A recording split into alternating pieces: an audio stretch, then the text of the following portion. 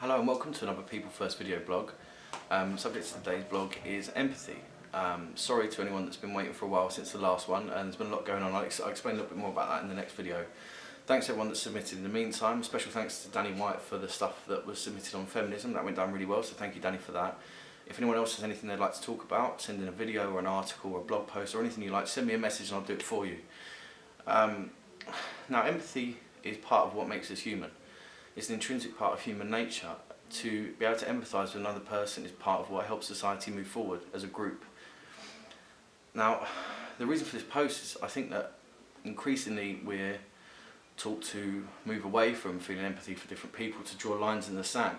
People are put into boxes: gay, straight, black, white, Muslim, Sikh, Christian, right wing, left wing, whatever it happens to be. So I think it's, rather than teaching people to have more empathy, I don't think that's the problem. I don't think people are suffering from a lack of empathy. I think it's that we need to start to break down the barriers between who you feel a connection with.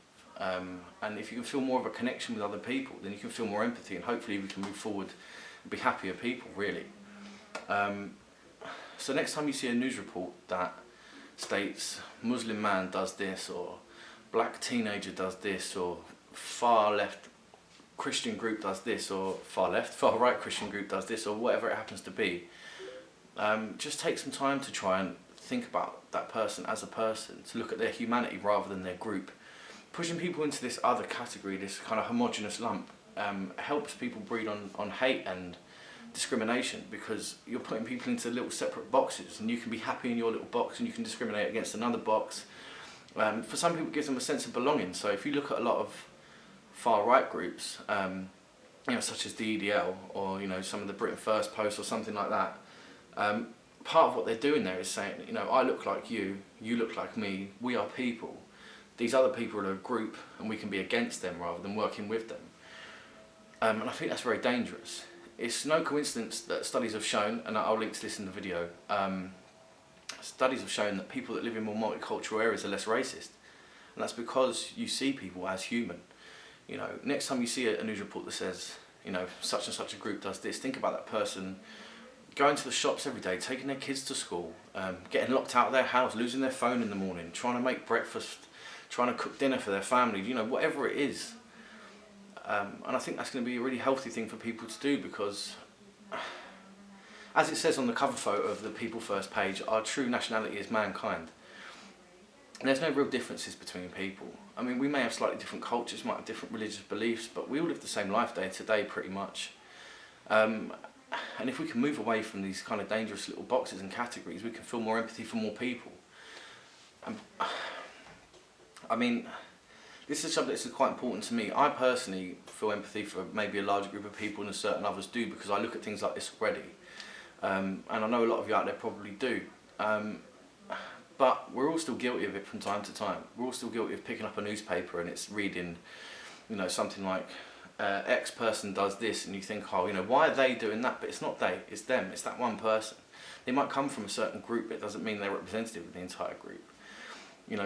This lack of empathy for others is an intrinsic part of racism, really. Being taught that a person can be representative of a group is hugely dangerous, and you find that often media put it into different categories to suit the different publications. So if you look at Anders Breivik, who was the Scandinavian guy that killed all the young children, he wasn't white, right-wing Christian fanatic Anders Breivik, it was lone gunman Anders Breivik. And we were told all about his life and all about his upbringing and all about the problems that he'd had, and we were kind of almost in a way taught to understand why he'd done it.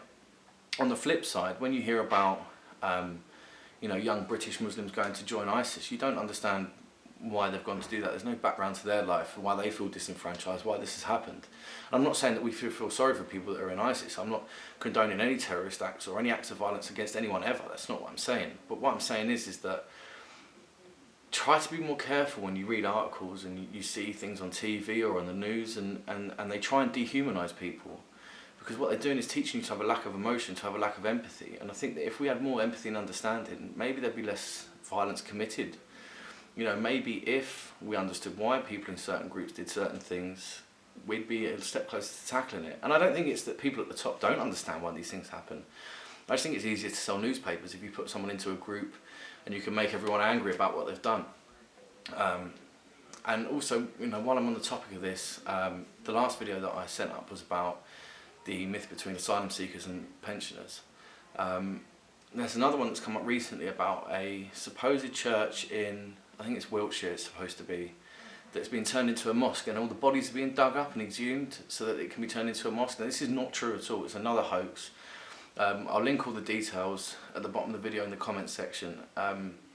Once again, they're doing exactly the same thing that they've done in the last video, and they're doing a lot of these memes, is they're taking something that people are going to find emotive, you know, and they're teaching you to have hatred against another group for that. I could not in any way, shape or form imagine any Muslim community in the country asking for the desecration of bodies outside a church. It just wouldn't happen. And the sad fact is that sometimes people want to believe that this is happening because it validates their hatred for another group, or maybe not their hatred but their distrust or their confusion or their lack of knowledge. And that's also quite sad, and it comes back to having empathy once again, is that if you did empathise with people of another community, if you realise that they are human, you'd realise that they didn't want this to happen. You know, you'd understand, as I do, that especially one of the biggest subjects at the moment is obviously terrorism, and a lot of it is linked to the Muslim community, especially with stuff like ISIS.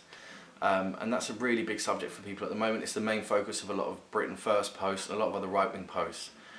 And I feel like if people could see members of the Muslim community on a day-to-day basis, or at least feel some empathy, or at least go out and speak to people, you'd understand that they don't want any of this. I used to teach at a school for primarily Somalian children in Finsbury Park, near where I live. And the kids there were fantastic. It was one of my best jobs I've ever had. I really enjoyed it. And I taught some of the kids there the day after the Lee Rigby murder, and they were terrified because they didn't condone what had happened. You know, they live amongst white British people on a day-to-day basis, and it never crossed their mind to go out and behead someone in the street, or, you know, do any of these horrible sort of heinous acts that happen on a weekly basis.